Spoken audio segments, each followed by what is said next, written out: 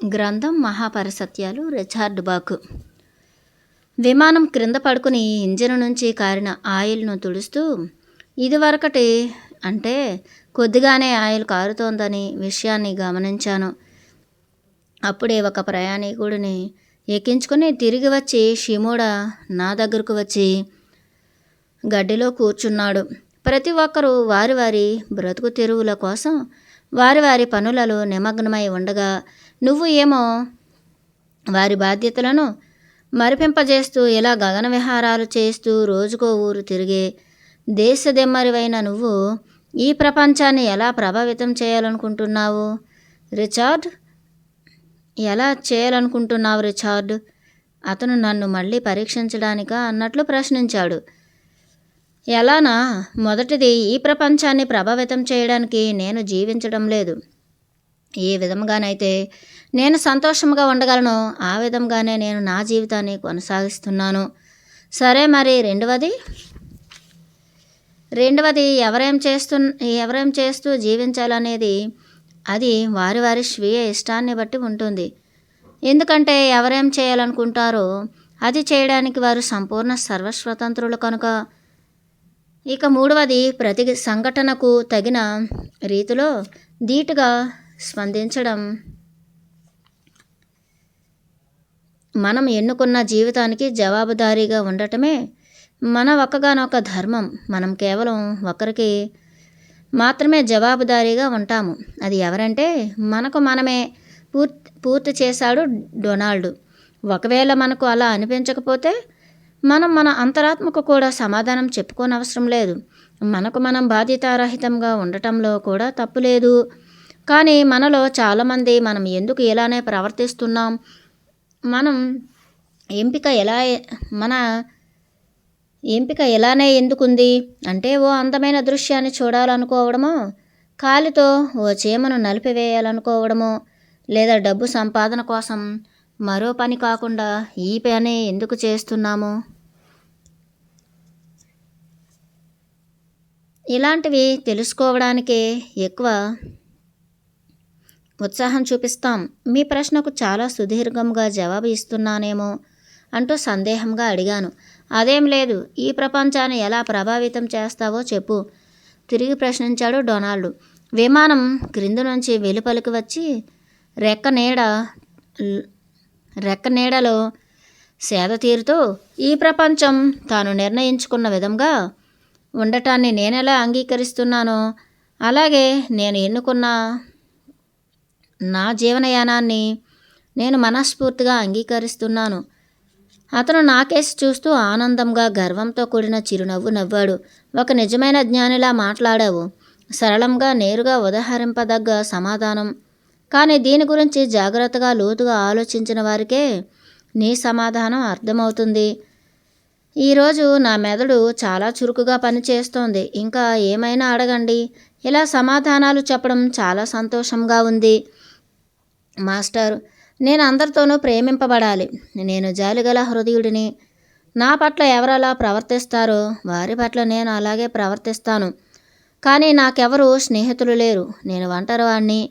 దీనికి మీ సమాధానం ఏంటి అని ఎవరైనా నిన్ను ప్రశ్నిస్తే ఏమైనా సమాధానమిస్తావు రిచార్డ్ అడిగాడు. ఇప్పుడు మీరు నన్ను తన్నినా సమాధానం చెప్పలేను. ఎందుకంటే అస్పష్టంగా తెలుస్తున్న సమాధానాన్ని నేను సరిగ్గా వివరించి చెప్పలేను. ఏమిటి తన్నాలా? కాస్త సరదాకు అన్నాను డాన్. ఇక దీనిని వదిలేయండి. ఈ సాయంత్రాన్ని ఇంకో విషయం ఏదైనా మాట్లాడుతూ సంతోషంగా గడిపేద్దాం. సాయంత్రాలు సంతోషంగా గడపటానికి నువ్వు చాలా తెలివితో జాగ్రత్తగా ప్రవర్తించాల్సి ఉంటుంది. నీ దగ్గరకు సమస్యలతో వచ్చే వారు వాటిని ఏ హాస్యోక్తులుగానో లేదా ఆటలుగానో స్వీకరించలేరు కదా.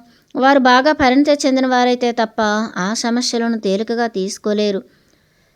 అంతటి జ్ఞానం ఉన్నవారు వారికి వారే స్వయంగా ఆత్మరక్షకులు.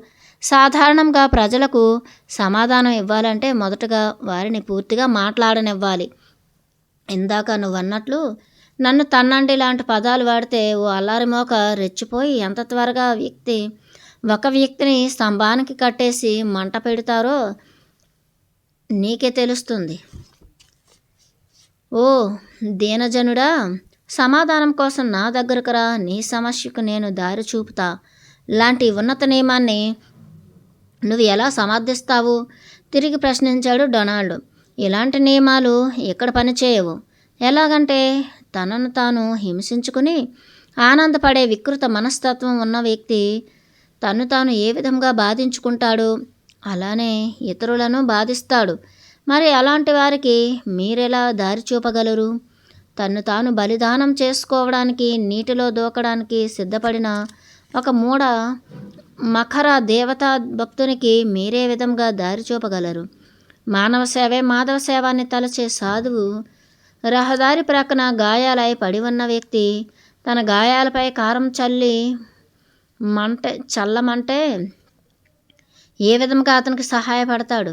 ఆ వ్యక్తి తనను తాను ఆత్మజ్ఞాన పరంగా అత్యున్నత శిఖరాలను చేరడానికి ఆ క్షణాలను ఉపయోగించుకుంటూ ఆ సవాలును ఆహ్లాదంగా అనుభవిస్తుంటే అతనికి ఎవరేం సహాయం చేయాలి? అసలు ఈ నియమాన్ని ఇతరులు నువ్వు ఏం చేయాలనుకుంటున్నావో అదే నువ్వు వారికి చేయి అని మార్చినా కూడా అది సరికాదు. ఎందుకంటే వారేం చేస్తారో మనకేం తెలుస్తుంది? అలాగే మనమేం చేస్తామో మనకు తప్ప వేరొకరికి ఎలా తెలుస్తుంది? నిజాయితీగా చెప్పాలంటే ఈ సూత్రాన్ని ఇలా అన్వయించాలి. మీరు మనస్ఫూర్తిగా ఇతరులకేది చేయాలనుకుంటారో అదే చేయండి. ఈ సూత్రం ప్రకారం వికృత మనస్తత్వం ఉన్న వ్యక్తిని కలిసినప్పుడు వాని ఆనందం కోసం మీరు వాడిని కొరడాతోనే కొట్టనవసరం లేదు.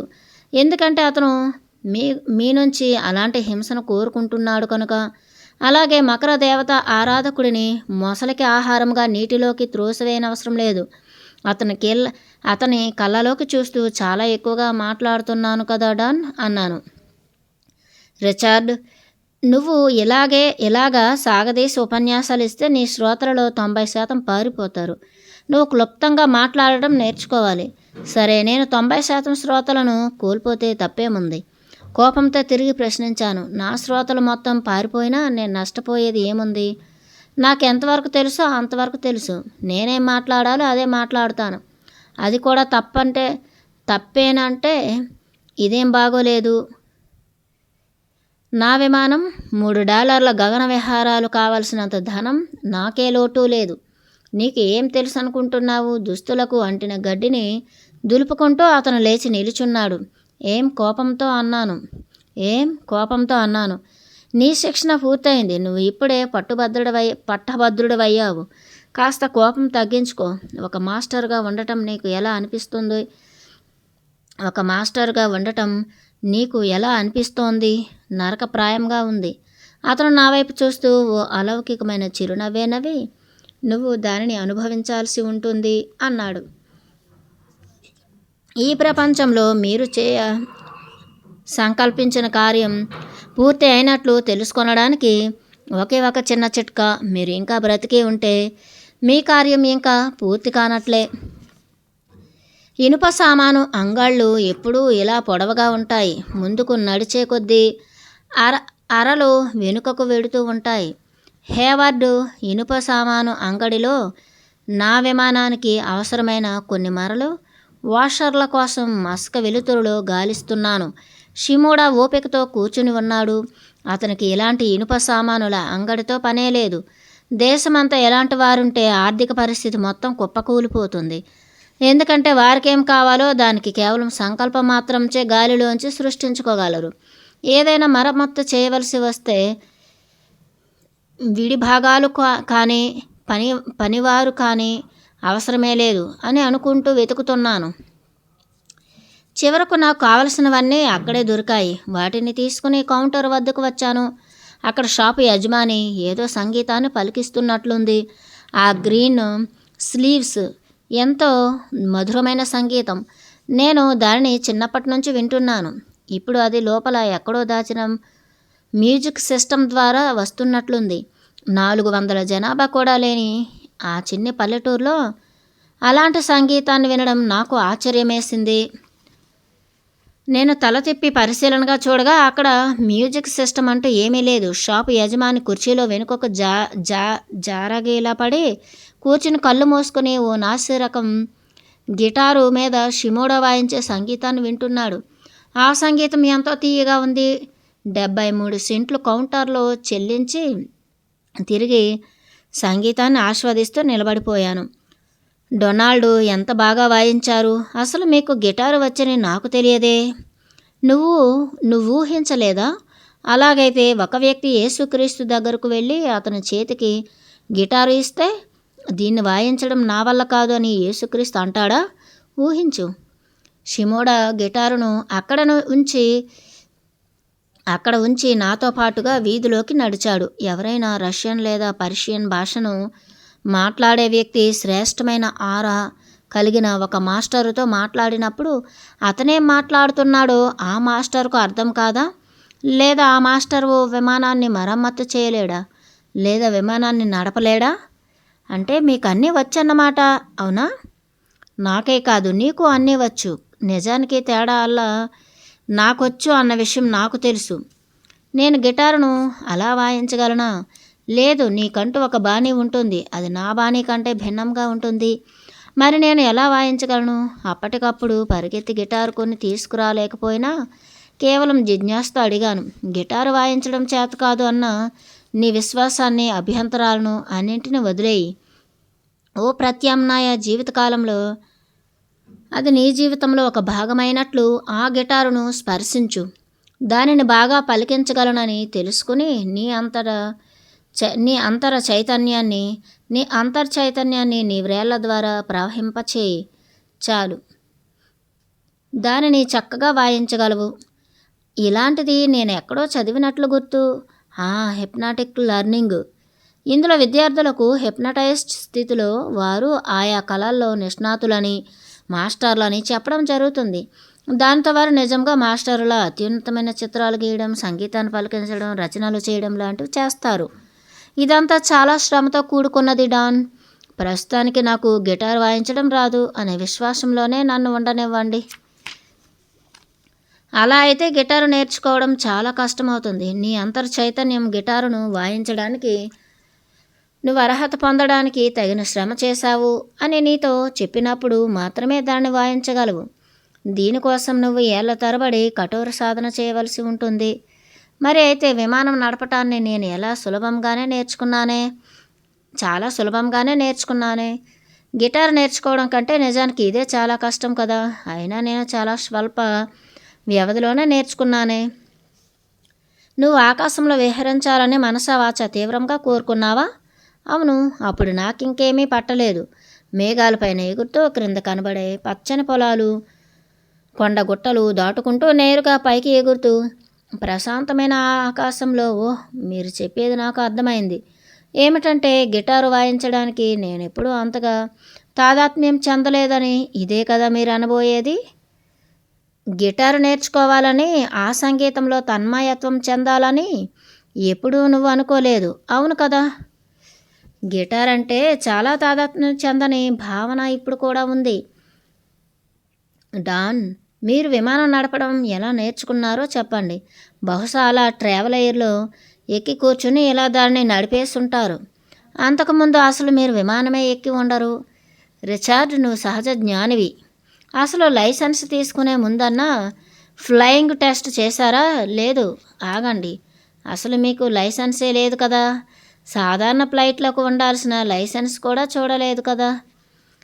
నేనేదో అతడిని లైసెన్స్ లేకపోతే వెంటనే తీసుకుని రావాల్సిందిగా బలవంత పెడుతున్నట్లుగా నా వైపు అదో రకంగా చూస్తూ సన్నటి గునుగుడు లాంటి నవ్వు నవ్వాడు. నాకు తెలుసు అతనేదైనా సాధించగలడు అంటే రిచార్డ్ ఓ పేపర్ మొక్క అలాంటి లైసెన్సా? అలాంటి లైసెన్సా? అవును, లైసెన్స్ అంటే పేపర్ మొక్కే అని అన్నాను. అతను తన జేబులోకి కానీ సంచిలోని కానీ చేయి పెట్టలేదు. అలా తన కుడి చేయి చాచి హస్తాన్ని తెరిచాడు. అప్పటిదాకా అతడు దాన్ని పట్టుకుని తిరుగుతున్నట్లు, నేను అడగగానే చూపించడానికి సిద్ధంగా ఉన్నట్లు అతని చేతిలో ఫ్లయింగ్ లైసెన్స్ ఉంది. అసలు అది ఓ 10 సెకన్ల ముందే ముద్రించినట్లుగాను మరి ఎటువంటి మడతలు లేక ఫిలఫిలలాడుతోంది. నేను దానిని చేతిలోకి తీసుకుని పరీక్షించాను. అది ఒక అధికారిక పైలట్ లైసెన్స్. రవాణా శాఖ వారి ముద్ర కూడా ఉంది. డొనాల్డ్ విలియం షిమోడా పేరు. ఇండియానాలో ఉన్నట్లు చిరునామా. వాణిజ్య విమానాల పైలట్గా ఒక ఇంజను, అంతకన్నా ఎక్కువ ఇంజన్ల విమానాలను, గ్లైడర్లను నడవడానికి అవసరమైన లైసెన్స్ అది. సముద్ర విమానాల, హెలికాప్టర్ల లైసెన్సు లేదా అన్నాను. సముద్ర విమానాల, హెలికాప్టర్ల లైసెన్స్ లేదా అన్నాను. నాకు వాటి అవసరం వస్తే పొందగలను అని గూఢార్థంతో అంటుండగా నేను విరగబడి నవ్వాను. అక్కడో భవనం ముందు చెత్త ఊడుస్తున్న వ్యక్తి మా వైపు చూసి తాను కూడా నవ్వాడు. మరి నా సంగతి ఏమిటి? ఎయిర్ లైన్ రవాణా అర్హత ఉన్న లైసెన్స్ కావాలి నాకు అన్నాను. అలాగా, ఉన్న నీ లైసెన్స్ ఫోర్జరీ చేసుకో అన్నాడు. జెఫ్ సైక్స్ రేడియో కార్యక్రమంలో ప్రసంగించేటప్పుడు అంతకుముందు నేను చూడని ఓ సరికొత్త డొనాల్డ్ షిమోడాను చూశాను. రేడియో ప్రసంగం ఆ రాత్రి 9 గంటలకు ప్రారంభమై అర్ధరాత్రి దాకా కొనసాగింది. రేడియో ప్రసంగం చిన్న స్టూడియోలో జరిగింది. ఆ గది నిండా మీటలు, బల్బులు, ఎలక్ట్రానిక్ పరికరాలు, క్యాసెట్లతో నిండి ఉంది. ఆ కార్యక్రమంలో శ్రోతల ప్రశ్నలకు షిమోడా సమాధానమిచ్చాడు. సైక్స్ ఇంటర్వ్యూ ప్రారంభించింది. ఓ పురాతన విమానంలో ప్రయాణికులను ఎక్కించుకుని పంట పొలాల్లో మీరెలా తిరగడం చట్టవిరుద్ధంగా నాకు అనిపిస్తోంది. దీనికి మీరేమంటారు? షిమోడా సమాధానమిస్తూ, లేదు, ఇందులో చట్టాన్ని అతిక్రమించడం అంటూ ఏమీ లేదు. ఈ విమానాలను, ఇతర జెట్ రవాణా విమానాలను ఏ విధంగా క్షుణ్ణంగా తనిఖీ చేస్తారో అలాగే చేశారు. అనేక ఆధునిక విమానాల కన్నా ఇవి దృఢమైనవి, మరి సురక్షితమైనవి. మాకు కావాల్సిందల్లా వాటిని నడపటానికి లైసెన్సు మరియు భూస్వాముల అనుమతి. కానీ ఆ విషయాన్ని ఎందువల్లో షిమోడా ప్రస్తావించలేదు. మేము ఏం చేయాలనుకున్నామో దాన్ని చేస్తున్నాం. మమ్మల్ని ఎవరూ ఆపలేరు. జెఫ్ సమాధానమిచ్చాడు. ఆయన చెప్పింది అక్షర సత్యమే. కానీ అనేక మంది శ్రోతలు నిత్యం వారి గ్రామాలపై ఎగురుతున్న విమానాలను చూస్తూ ఏం జరుగుతుందో అని అనుకునే వారితో రేడియోలో ప్రసంగించేటప్పుడు అది అంత వివేకం అనిపించుకోదు. అలా సమాధానమిస్తుండగానే ఒక శ్రోత నుంచి ఫోన్ వచ్చినట్లుగా జెఫ్ బల్లపై లైటు వెలిగింది.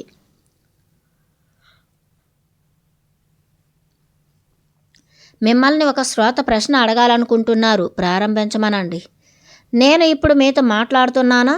అవునండి. ఇప్పుడు మా అతిథి శ్రీ డొనాల్డ్ షిమోడా, ఫ్రీలాన్స్ పైలట్ గారితో మీరు మాట్లాడవచ్చు చెప్పింది.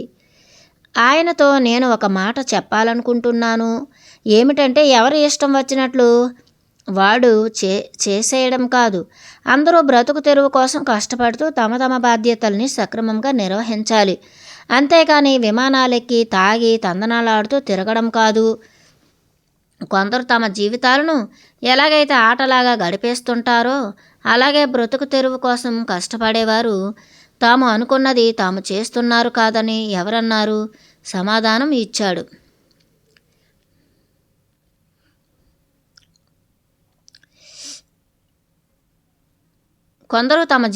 షిమోడా సమాధానం కొందరు తమ జీవితాలను ఎలాగైతే ఆటలాగా గడిపేస్తుంటారో అలాగే బ్రతుకు తెరువు కోసం కష్టపడేవారు తాము అనుకున్నది తాము చేస్తున్నారు కాదని ఎవరన్నారు? సమాధానం ఇచ్చాడు. క్రైస్తవ స్మృతులు ఏం చెబుతున్నాయి? చెమటోడ్చి సంపాదించాలి, కష్టకాలంలో దానిని అనుభవించాలి అని కదా. అవును, అలాగే చేయవచ్చు. మీరెలా అనుకుంటే అలా చేయవచ్చు. మీరు సర్వస్వతంత్రులు అన్నాడు. మీరు అనుకున్నది చేయండి. ఇలా చెప్పేవారి మాటలు విని నేను అలసిపోయాను. మీరు అందరినీ ఉన్మత్తులను చేస్తున్నారు. చివరికి ఈ వెర్రోళ్ళంతా ఈ ప్రపంచాన్ని నాశనం చేస్తారు. ఇప్పటికే సగం నాశనం అయింది. చూడండి, పచ్చటి అరణ్యాలు ఏమయ్యాయి? నదులు, సముద్రాలు, వాటి గతేమవుతోంది? ఆమె షిమోడాను బాహాటంగా విమర్శిస్తూ కనీసం ఓ 50 ప్రశ్నలు వేసింది. కానీ అతను వాటిని ఏమీ లక్ష్య పెట్టలేదు. ఏమిటి? ప్రపంచం నాశనం అవుతోందా? కానివ్వండి, మనం వేల మిలియన్ల ప్రపంచాలను సృష్టించగలం.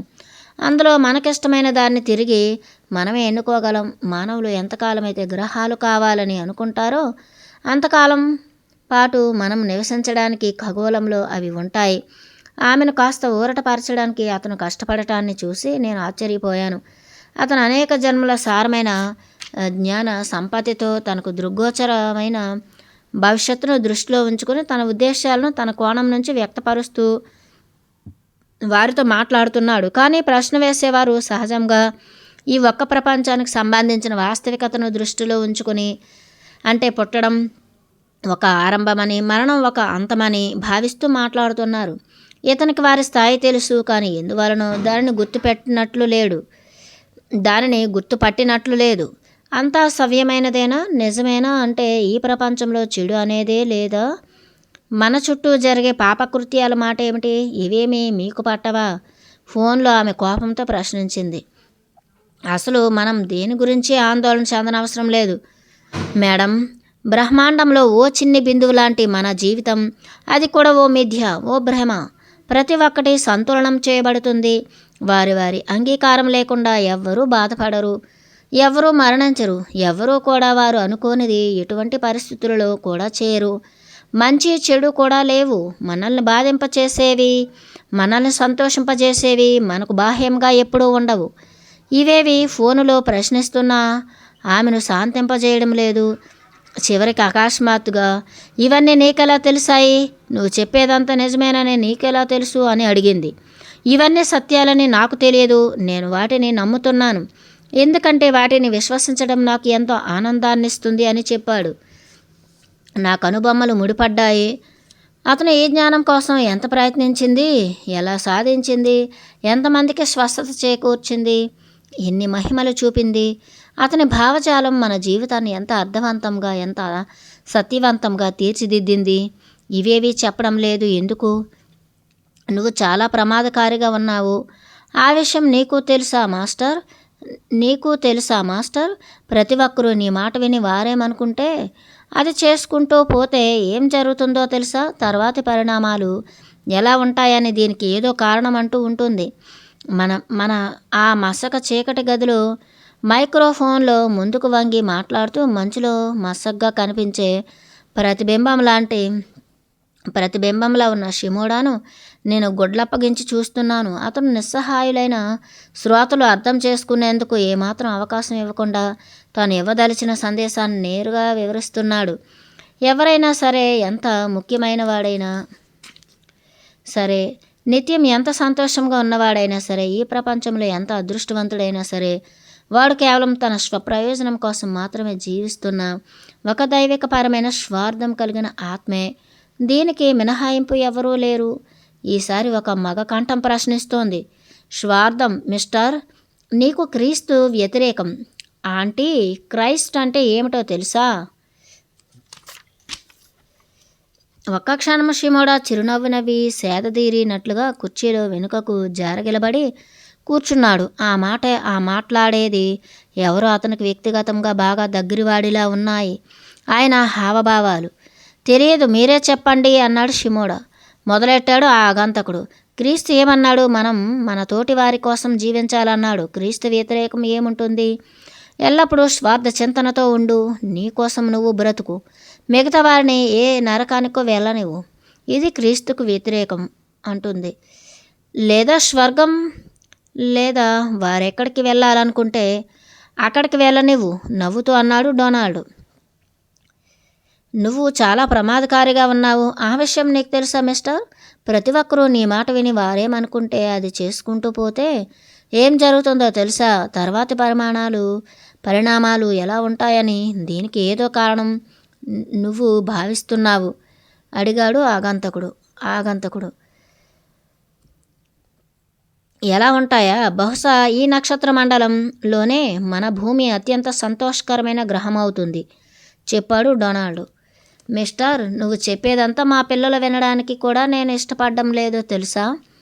నే చెప్పేది మీ పిల్లలు వినాలనుకుంటే అందులో తప్పేముంది అన్నాడు షిమోడా.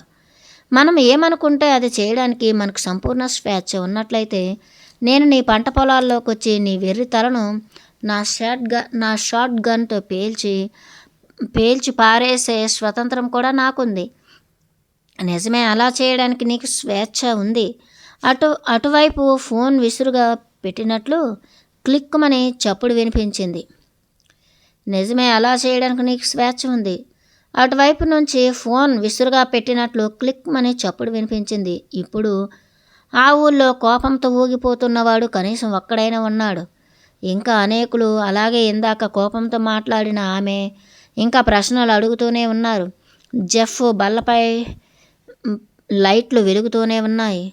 ప్రసంగం ఇలా సాగి ఉండకూడదు. ఇదే విషయాన్ని అతను ఇంకో పద్ధతిలో చెప్పి ఉంటే బాగుండేది. ఇలా ఈకలు పీకినట్లు మాట్లాడడం బాగుండదు అని అనుకున్నాను.